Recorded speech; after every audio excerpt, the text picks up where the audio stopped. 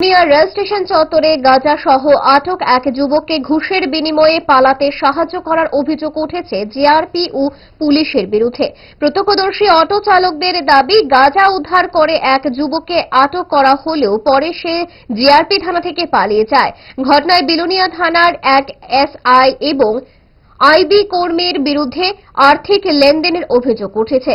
তবে অভিযুক্ত পুলিশ কর্মীরা সমস্ত অভিযোগ অস্বীকার করেছেন। স্থানীয়দের দাবি, ঘটনার নিরপেক্ষ ও উচ্চ পর্যায়ে তদন্ত করে প্রকৃত সত্য উদ্ঘাটন করা হোক। আমরা এখানে কাঞ্চনগরের অটো চালাই, এখানে থাকি।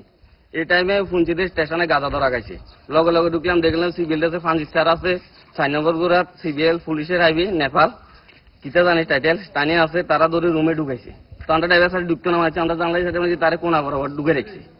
এরপরে দেখি কদ্দুর ওরে দেখি 5 স্টারের গাড়ি লেগে গেছে গই, নেপাল কথা আইবিও তার গই কব আসামি ব্যাগছে রুমের ভিতর থেকে কেমনে ভাঙবে।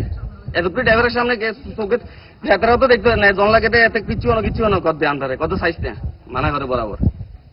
এটা আরে এখন ওই গাঁজা বাজার গাড়ি ভাগছে নাকি? গাঁজা গাড়ি ব্যাগছে এতটা পুলিশের সামনে থেকে কেমনে ভাগে গাঁজা বাজার গাড়ি? পুলিশ আছে, পুলিশের বেড়া ভিতরে ঢুকাইছে। গাঁজা বাজার গাড়িরা ভাগছে তো ভাগছে, ওই তো বন্ধ দিয়ে ভাগছে। তারা তো তদন্ত না করে তারাও গাড়ি লয়ে গেছে গা। যারা আসিল দায়িত্ব তারা সিভিএল থেকে কেমনে গাঁজা ধরা গেছে 1 ঘন্টার উপরে। এখানে তো কোনো উত্তর আধিকারিক অফিসার তো আইবার কথা, কেউ আইয়ে না। প্রায় সময় ভাবে চলে।